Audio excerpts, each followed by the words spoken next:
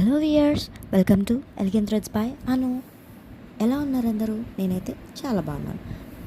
ఈ వీడియోలో నేను ఇచ్చిన నెక్ ప్యాటర్న్ నెమలి పింఛంతో ఫ్లోరల్ డిజైన్ అయితే వస్తుంది.